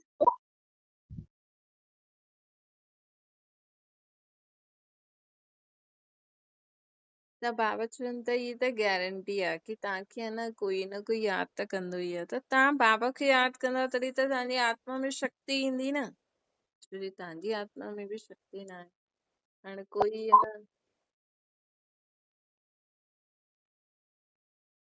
त कोई न कोई है न तव्हांखे यादि तो करे विघ्न विनाश करण लाइ, मुंहिंजो इहो दुख हर देवी देवता। त तव्हां खुद ई अगरि विघ्ननि में फसल हूंदव, तव्हां खुद ई अशांत दुखी परेशान हूंदव, त असां कंहिंखे शक्ति कीअं ॾेई सघंदा आहियूं। त असांजो कमु आहे शिव बाबा खे हर घड़ी हर श्वासो श्वास यादि करणु, ताकी अगरि तव्हांखे कंहिं बि रूप में माण्हू यादि कंदो हुजे त शिव बाबा तव्हां द्वारा हुननि खे शक्ति ॾींदा आहिनि ऐं तव्हां में भरिजी वेंदी आहे। ईअं ई त थींदो आहे न, ॿियो छा आहे। बाबा अॼु छा चईं, तव्हां धरती जा सितारा आहियो, तव्हां सितारनि जी प्रेज़ेंस सां दुनिया में रोशनी ईंदी। सूर्य चांद तारा त सतयुग में बि हूंदा, कलयुग में बि आहिनि, पर कहिड़ी रोशनी ईंदी आहे असां द्वारा? सुख शांति प्रेम आनंद थींदो न। कंहिं हाणे अज्ञान काल में बि थींदो आहे, कोई है न खानदान में फैमिली में या दुनिया में माण्हू अहिड़ो हूंदो आहे जंहिंजी प्रेज़ेंस सां ख़ुशी अची वेंदी आहे। हाणे जीअं एक्टर्स आहिनि, एक्टर्स छा कंदा आहिनि, लेकिन हुननि जी हिकु प्रेज़ेंस हिकु डायलॉग सां पूरी दुनिया दीवानी थी वेंदी आहे, पूरी दुनिया वाह वाह वाह वाह कंदी आहे। वो बि अज्ञानी आहिनि, मतिलबु हुननि जी आत्मा में उहो, हुन सितारे में उहो रोशनी आहे। त हाणे असांखे छा करिणो आहे, ख़ुदि खे आत्मा सम्झी बाबा खे यादि करे ख़ुदि जी आत्मा में उहो रोशनी भरणी आहे। पवित्रता, सुख, शांति, प्रेम, आनंद, ज्ञान, सर्व शक्तियुनि जी, ताकी तव्हां कंहिंखे कुझु चओ न चओ, लेकिन तव्हां जाते वञो तव्हांजी प्रेज़ेंस सां माण्हुनि खे उहा अनुभूति थिए। त सोचो, असांखे 21 जन्म त असां रहंदासीं सही, तॾहिं त दुनिया में दुख अशांति न हूंदो न, स्वर्ग में दुख अशांति छो न हूंदो। छोकी हाणे असां एॾी सारी आत्मायूं सितारा चार्जड थी करे जॾहिं हिन धरती ते ईंदासीं त माया हूंदी न, हुन सितारनि जी रोशनी सां, ज्ञानता जो रोशनी अंधकार ख़तम थी वियो थियल हूंदो। ऐं जीअं जीअं असां आत्माउनि में रोशनी घटि थींदी वेंदी त विकार असां ते हावी थींदा वेंदा, लेकिन जल्दी जल्दी न थींदा आहिनि। पोइ असां भक्ति शुरू कंदा आहियूं, भक्ति बि कंदा रहंदा आहियूं त थोरो चार्ज त न थींदा आहियूं भक्ति सां। उन ॾींहुं बाबा चई न, भक्ति सां माण्हुनि जा विक्रम विनाश न थींदा आहिनि, लेकिन भगत द्वारा भक्ति करण सां माण्हू पाप न कंदो आहे। त असां भक्ति बि शुरू कंदा आहियूं त पाप घटि कंदा आहियूं। और शुरू में त हिन हिसाब सां खुद खे चेक करो, हिन हिसाब सां खुद खे चार्ज करे रखो। छो जो तव्हां धरती जा सितारा आहियो, तव्हां सितारे खे कोई माण्हू यादि था करनि, जंहिंखे यादि करण सां उन्हनि जे जीवन में रोशनी ईंदी आहे। त तव्हां में ई रोशनी न हूंदी त उन्हनि में कीअं रोशनी ईंदी, है न? त कम से कम असां खुद जे लाइ न, ॿियनि जो ध्यानु रखंदे हुए सो तव्हां बाबा खे यादि करे कर्म करो। छो जी सो तव्हां यादि रखो कि बाबा सां गॾु गॾु तव्हांखे बि कोई आत्मायूं यादि करनि थियूं। तव्हांखे यादि करे कोई आत्मायूं पंहिंजे जीवन में दुख अशांति सां मुक्त थियण चाहिनि। ये यादि रखंदव त तव्हां केॾो अटेंशन ॾींदव न। हर हिकु सम्झंदा आहिनि असांजो पैगंबर, हर हिकु सम्झंदा आहिनि असांजो पैगंबर चओ, मैसेंजर चओ, देव आत्मा चओ, उहो अचे ऐं असांखे साथ वठी वञे। अंत घड़ी असांखे शिव बाबा खे यादि करणो आहे न, लेकिन शिव बाबा असांजो असांखे जंहिं बि रूप में जो आत्मा यादि थी करे न, उनखे उहो साक्षात्कार कराए असां सां गॾु वठी हलंदी। असांखे इहो दिमाग़ न लॻाइणो आहे अंत घड़ी हाणे बि जॾहिं बि फुल स्टॉप चओ शिव बाबा खे यादि करणो। हाणे असांखे जो जंहिं रूप में यादि करे थो उहो त शिव बाबा ई ॼाणनि, है न? उहो थोरो असां एॾो दिमाग़ छो लॻायूं, है न? बसि बाबा चईंदा आहिनि सभिनि जो विराट रूप आहे न। विराट रूप मतिलब सूर्यवंशी, चंद्रवंशी, वैश्यवंशी, शूद्रवंशी। शूद्रवंशियुनि में बि तव्हां काथे हूंदव कंहिंजा इष्ट, असां त शिव बाबा खे यादि करे मथे हली वञो, असांजे पुठियां सभु लाइन हलंदी, जो बि असांखे मञण वारा हूंदा, है न? त हिन करे बाबा चवनि था कि असां त शिव बाबा खे यादि कंदासीं, लेकिन तव्हांखे कई माण्हू यादि था करनि जो सोचनि था कॾहिं असांजो पैगंबर, मैसेंजर, देव आत्मा ईंदो ऐं असांखे साथ वठी हलंदो, है न? केॾी गहरी ॻाल्हि आहे। अगरि ही ॻाल्हि सम्झी वञो त श्वास त शिव बाबा खे सॼो ॾींहुं यादि कंदा रहो न। शिव बाबा असां द्वारा आत्माउनि खे ॾियनि था। ये विश्व जी पुकार पूर्ण करण वारो केरु? ये विश्व जी पुकार पूर्ण करण वारो केरु? तव्हां पूज्य देव आत्माउनि जो इंतज़ार था करनि कि असांजा देव ईंदा, असां वेंदासीं, असांखे वठी वेंदा। हिकु ॿी बि ॻाल्हि कल्ह परीहं बाबा मुरली में चई न कि वैसे त बाबा हमेशह ई चईंदा आहिनि कि तव्हांखे तव्हांजा भगत आहे न संपूर्ण रूप में यादि था करनि।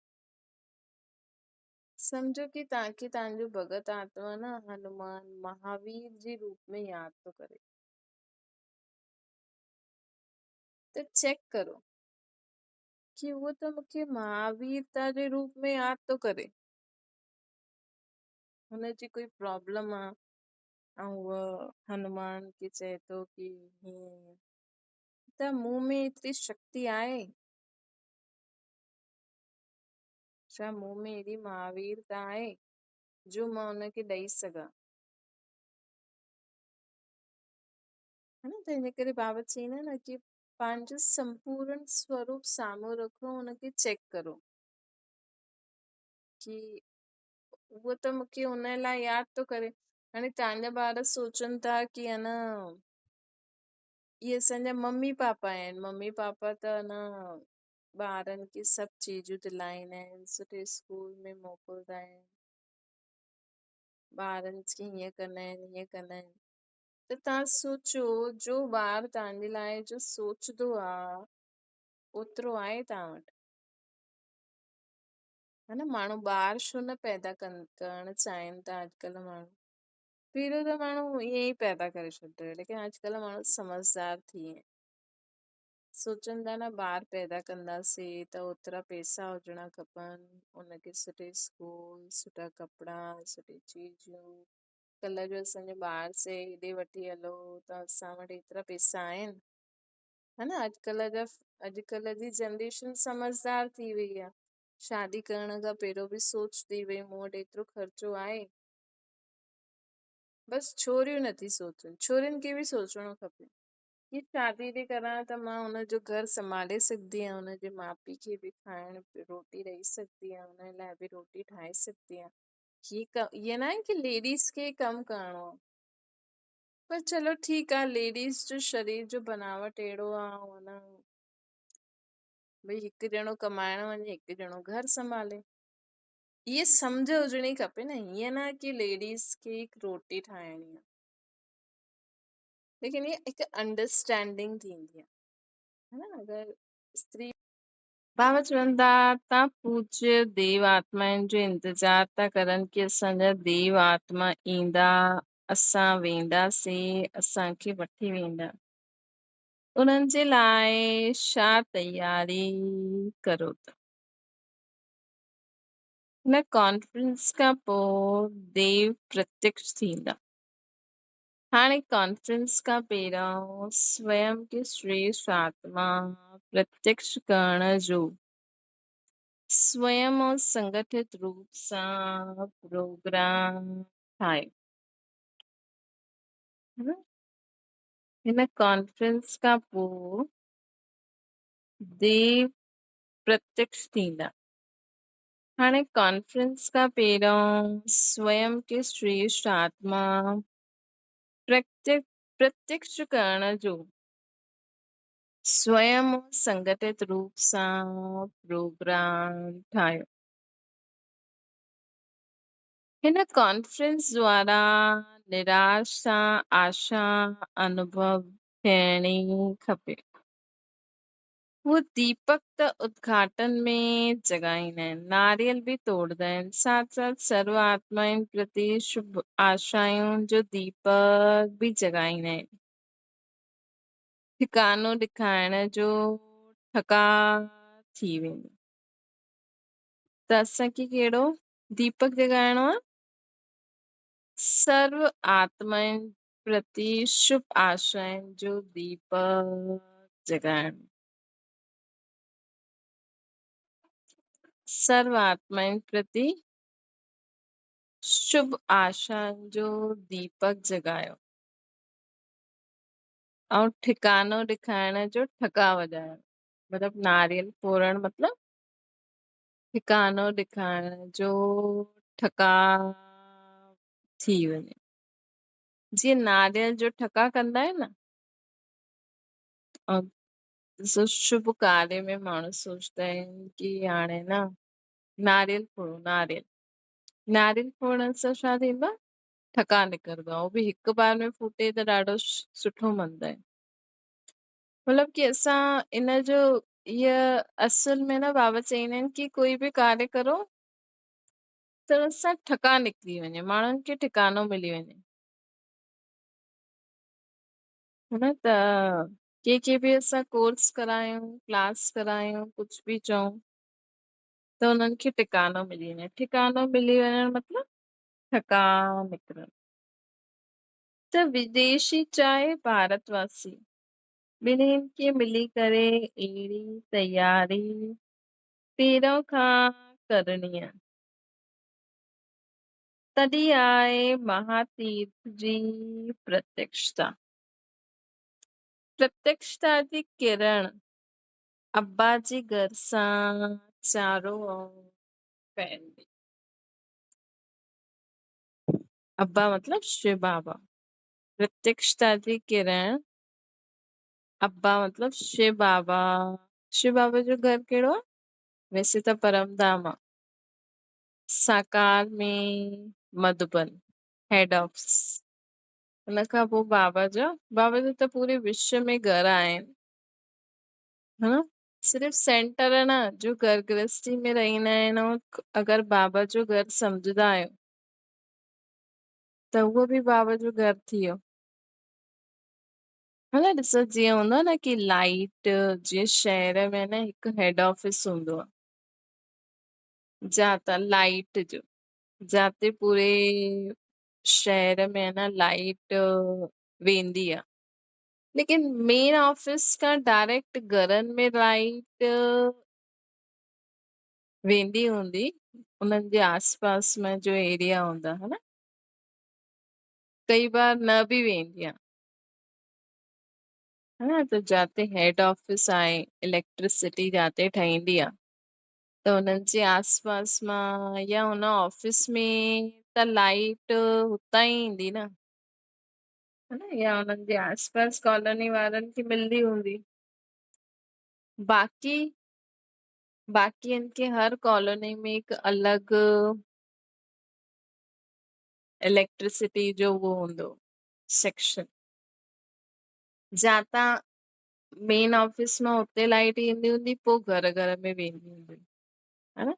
जी सम्झो कि कॉलोनी जी लाइट हली वई त हेड ऑफिस में फोन न कंदा आहिनि, पहिरियों पंहिंजे कॉलोनी वारनि खे जो हेड उते जो हूंदो इलेक्ट्रिसिटी जो कनेक्शन उते फोन कंदा। पोइ उहो वरी उन्हनि जो अगरि डायरेक्ट कनेक्शन हेड ऑफिस सां हूंदो त उहे उते फोन कंदा असांजे हिते लाइट बंदि थी वई। ते शिव बाबा जो वैसे घर आहे परमधाम में। परमधाम मां साकार दुनिया में मधुबन। मधुबन सां सॼा सेंटर्स कनेक्टेड आहिनि, है न। हेड जोन्स, जोन में बि है न, मधुबन सां सभु जोन कनेक्टेड आहिनि। जोन में बि ॾिसो हर जोन में हिकु वॾो सेंटर हूंदो आहे, मेन सेंटर हूंदो जाते लाइट बाबा जी रेस पहुचदी हूंदी। पोइ अलॻि अलॻि सेंटरनि में पोइ अलॻि अलॻि सेंटर सां जो आत्मायूं कनेक्शन रखदियूं आहिनि, मतलब हुतां जी जेके विद्यार्थी हूंदा उन्हनि वटि लाइट वेंदी आहे। पर जो कई बार हाणे इहे तव्हांजे मथां आहे कि जॾहिं तव्हां योग लॻाईंदा आहियो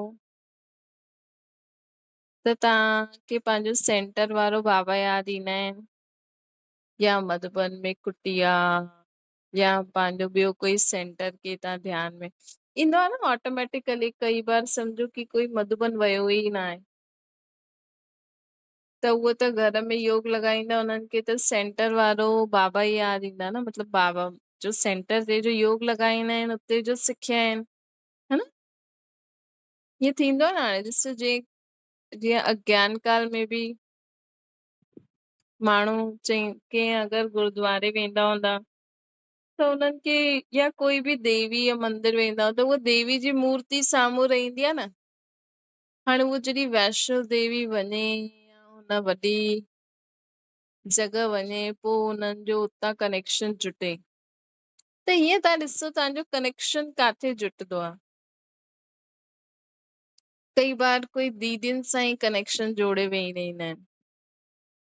कई बार कोई मतलब कोई निमित जंहिंजी क्लास अटेंड कंदा आहिनि न उन्हनि सां बुद्धि योग जुड़ी वेंदो आहे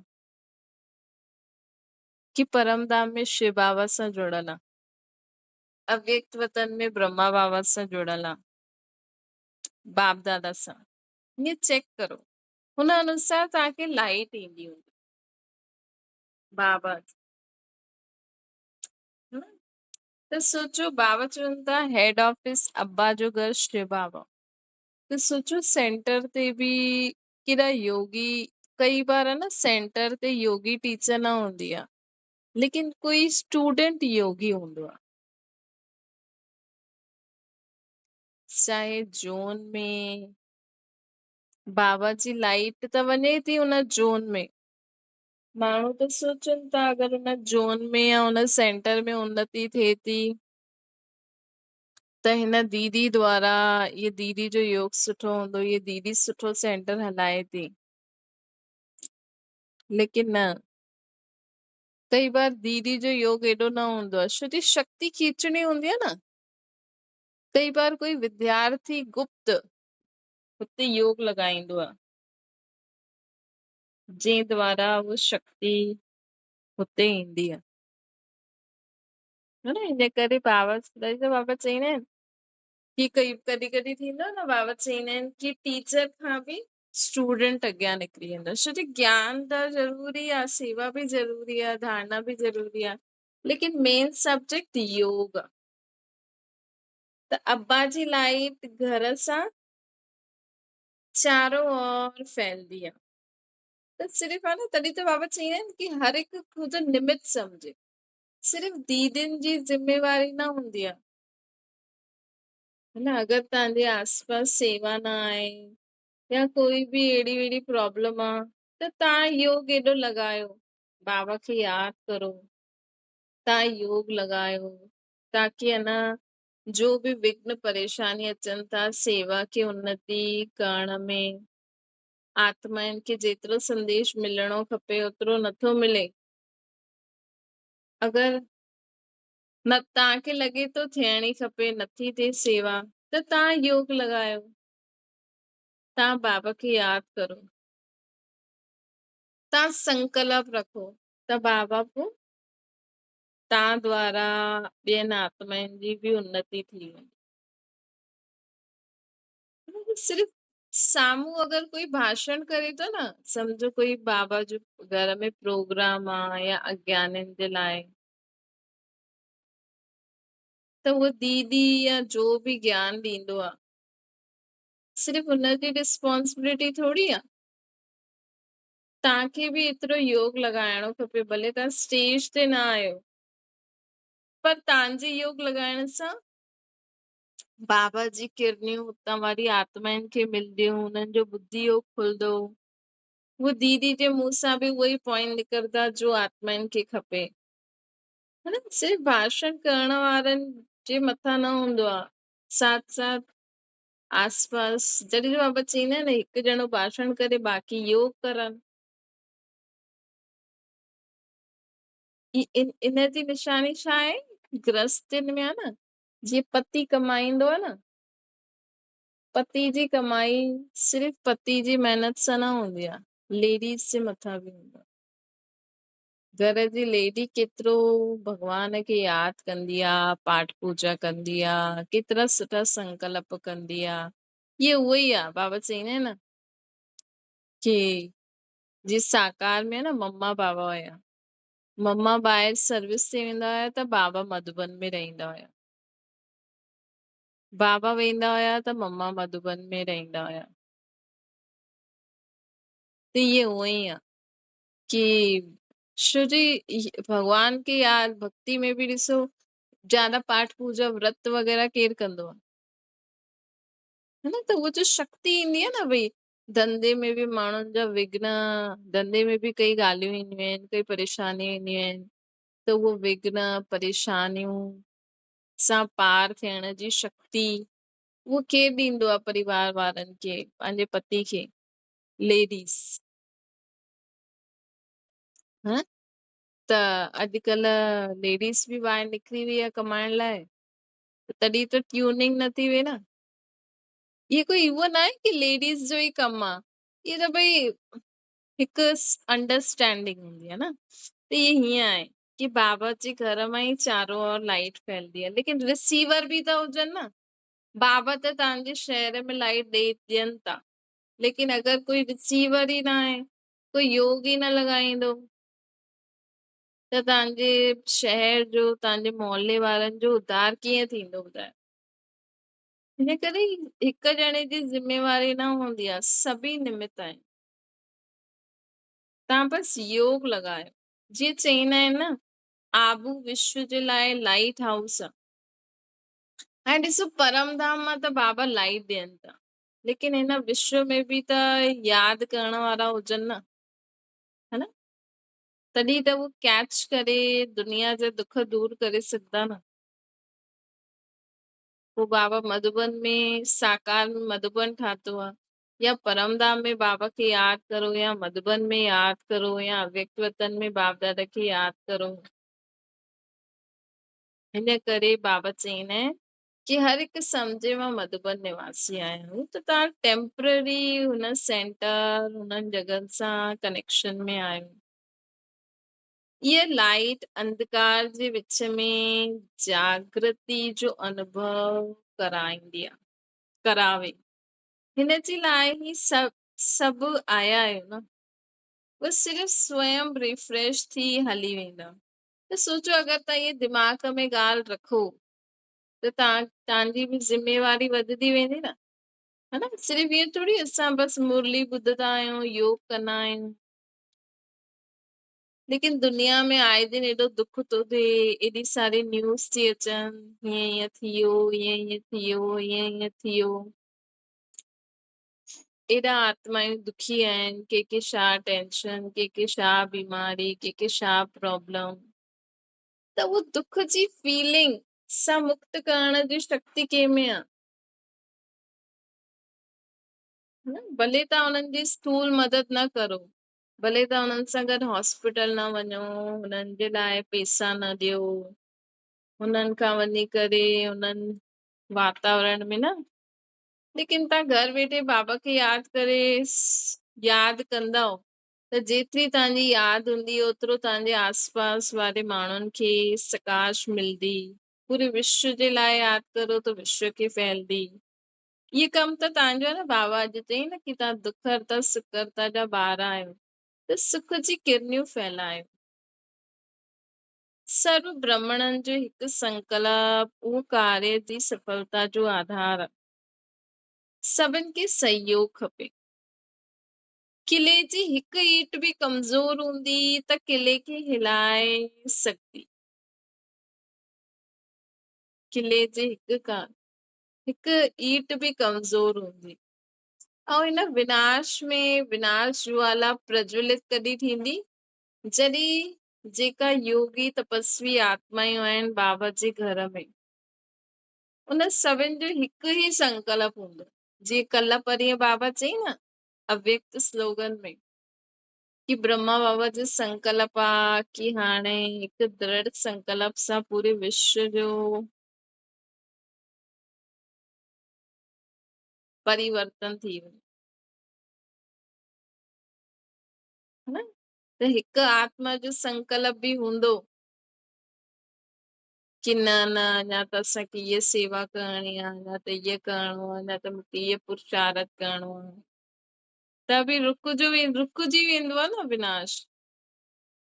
त इन करे बाबा असांखे चवनि था कि हाणे सर्व ब्रह्मण आत्माउनि जो हिकु ई संकल्प हुजे कि बसि हाणे परिवर्तन करिणो आहे न। ॿियो अञा जेतिरो अञा ॿियो पुरुषार्थ करिणो आहे, अञा ॿी कोई सेवा रहियल आहे छा? कि हाणे सोचो था बसि हलूं बाबा, हाणे हलूं, है न? छो जी सोचो, अगरि हिकु बि सुठो योगी आत्मा हूंदी, वो सोचदी कि न बाबा अञा ये सेवा करणी आहे, त बाबा खे हुनजे लाइ रुकणो पए। त जॾहिं सभु ब्रह्मण आत्मायूं बि बसि चईंदियूं न बसि हाणे असांखे हलो बाबा हलो, तॾहिं विनाश वाला प्रज्वलित थींदा। इन करे नंढा वॾा सभु हिन ब्राह्मण परिवार जी किले जी ईट आहियो। सभिनि खे हिकु ई संकल्प द्वारा कार्य में सफल करणो आहे, है न? त ये हर हिकु सेंटर लिमिट जो भी सेंटर, हर हिकु सभु ॿार चवनि कि हा बाबा बसि हलो, सभु जोन वारा चवनि बाबा बसि हाणे समाप्ति करो। बाबा त समाप्ति करे छॾी आहे, है न? बाक़ी रहियो ॿारनि जो। अञा ताईं ॿारनि खे वो ब्राह्मण परिवार में मधुबन वञूं, ईअं करऊं, हूअं करऊं, है न। अगरि समय आहे त चलो ठीकु आहे, बटियूं हलनि थियूं, बाबा मिलण हले थो, लेकिन अंदर संकल्प सभिनि जो जॾहिं थींदो न, तॾहिं प्रज्वलित थींदी। अञा कंहिंखे इच्छा हूंदी मां सेंटर इंचार्ज ठवां, मां इहे भाषण करां, मां हीअं करां, इहे बि थींदो आहे।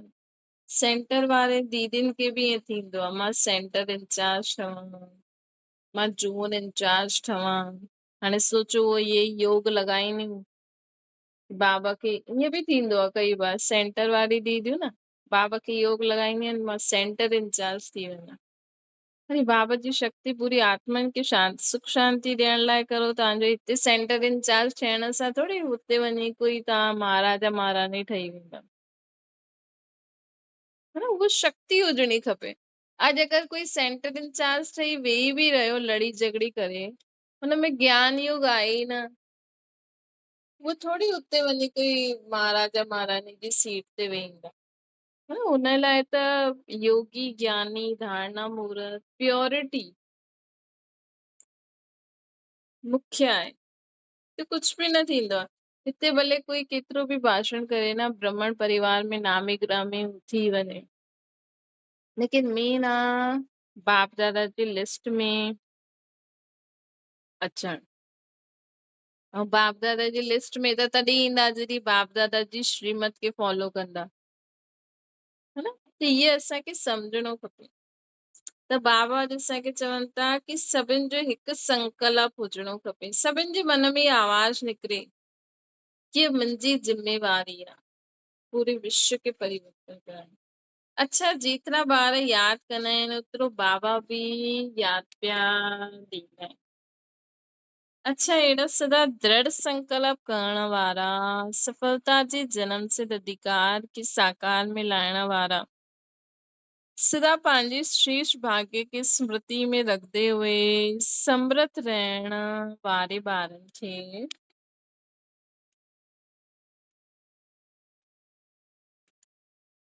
स्वयं खे विशेष स्वयं जी विशेषता के सदा कार्य में लगाइण वारा, सदा हर कार्य में बाप जो कार्य सो मुंहिंजो कार्य, ईअं अनुभव करण वारा, सर्व कार्य में अहिड़ा बेहद जी स्थिति में स्थित रहण वारे विशाल बुद्धि ॿारनि खे बाप दादा जो यादि प्यार, गुड मॉर्निंग ऐं नमस्ते। ब्राज़ील जी पार्टी सां बाबा ॻाल्हाइनि था। देश में सभिनि खां दूर लेकिन दिल जे समीप रहण वारी आत्मायूं आहियो। ब्राज़ील ॾाढो परे हूंदो, सदा पंहिंजे खे दूर वेठे हुए बि बाबा सां गॾु अनुभव कंदा आहियो, है न। बाबा त परमधाम अव्यक्त वतन में आहिनि, पर तव्हांखे सदा लॻंदो आहे शिव बाबा त मूंसां गॾु ई आहिनि, ब्रह्मा मां बि असां सां गॾु ई आहिनि। आत्मा उड़तो पंछी ठही सेकंड में बाप जे वतन में मधुबन में पहुची वञे, हीअं आहे। ॾिसो, जेके निराकार स्थिति जो अभ्यास आहे न, उहो अभ्यास करे कि मां सेकंड में परमधाम पहुची वियुमि। जंहिंजो फरिश्ते स्वरूप जो अभ्यास आहे उहो सेकंड में सोचे मां अव्यक्त वतन में बाप दादा वटि पहुची वियुमि। ऐं जंहिंजो मथे योग नथो लॻे, है ना, उहे अभ्यास करो कि तव्हां सेकंड में मधुबन निवासी थी वञो, है ना। भले तव्हांखे निराकार स्थिति में सिर्फ नथा रही, बाबा चईंदा आहिनि न सेकंड में स्टॉप। त जंहिं मधुबन न ॾिठो आहे या मधुबन ते नथा पहुची सघनि, त उहो पंहिंजे सेंटर वारे बाबा जे रूम में पहुची वञिजो बुद्धि द्वारा, है न। थींदो आहे न, जेका रोज मुरली ॿुधंदा आहिनि हुतां जे वायुमंडल में रही करे मुरली ॿुधंदा आहिनि, त उन्हनि खे त सॼो ॾींहुं उहो वायुमंडल खींचदो हूंदो न, तॾहिं त भॼदा आहिनि न मुरली ॿुधण। ऐं जेके मधुबन जो वायुमंडल दिमाग़ में आहे उनखे उहो खींचदो आहे। ऐं जे अव्यक्त वतन जो अनुभव कयो आहे उनखे उहो अव्यक्त वतन खींचदो। जे निराकारी दुनिया में बाबा जो अनुभव, मां निराकार आत्मा बाबा वटि पहुची हुयमि, उनखे उहो खींचदो। हा त बाबा ॾिसो सभिनि खे सहज कयो अथई। कोशिश करो असां सेकेंड में स्टॉप त परमधाम में पहुची वञूं, न त अव्यक्त वतन में पहुची वञूं, न त मधुबन में पहुची वञो, बाबा जी कुटिया में पहुची वञो, बाबा जे रूम में पहुची वञो, हिस्ट्री हॉल में पहुची वञो, या तव्हां डायमंड हॉल में मुरली ॿुधी आहे उहो अनुभव आहे त उते पहुची वञो, न त पंहिंजे सेंटर जे बाबा रूम में पहुची वञो। ये अभ्यास करो। भले वेठा तव्हां पंहिंजे घर में ई आहियो, जेका सेंटर बि न वेंदा आहिनि, घर में ई बाबा जो परिचय वठी उन्हनि खे जो बि अनुभव बाबा कराईंदा आहिनि, जो बि सुठी स्थिति जो आहे उन स्थिति में स्थित थी वञो सेकेंड में।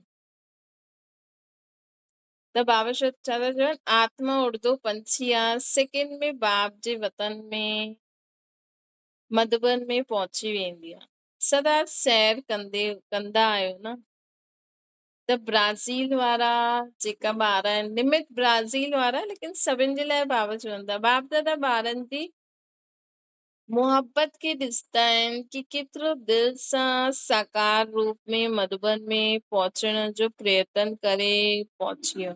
छो कि अंत में अगरि तव्हां सोचो, अगरि मां मधुबन वञा ऐं तव्हां न पहुची वञो, न पहुची सघो त तव्हां हलचल में अची वेंदो न। अगरि मौक़ो आहे त तव्हां हली वञो, अगरि मौक़ो न आहे त हुते ई सोचो मां बाबा जे कमरे में वेठी आहियां, बस जाते जाते बि तव्हां वेठा आहियो, बस तव्हांजी बुद्धि में हुजे कि मां त बाबा जी कुटिया में वेठी आहियां, भले शरीर उते आहे लेकिन बुद्धि होॾे। ऐं परमधाम में आहे उहो त ॾाढो ई सुठो आहे कि डायरेक्ट ई परमधाम में पहुची वियसि। इन जे लाइ बाबा मुबारक ॾींदा आहिनि, है न। जेका ॿार दिल सां हाणे समय आहे, है न, त मधुबन थी अचो, हेॾे होॾे पंहिंजो करो, लेकिन जॾहिं समय ईंदो, अहिड़ो समय ईंदो कि ॿाहिरि न निकिरी सघंदा, उन समय इहो अभ्यास कजो। त उहे ब्राज़ील वारा ॾाढा महिनत सां आया हूंदा, इन करे बाबा उन्हनि खे मुबारक था ॾियनि। बाप दादा अॻियां जे लाइ सदा विजयी रहो, सदा ॿियनि खे बि विजयी ठाहियो, इहा वरदान ॾियनि था। त सदा इहे वरदान स्मृति में रखो, बस मां विजयी आत्मा आहियां ऐं सभिनि खे विजयी ठाहिण वारी आहियां। मां विजयी आत्मा आहियां ऐं सभिनि खे विजयी ठाहिण वारी आहियां। अच्छा, ओम शांति। बाबा की याद करो।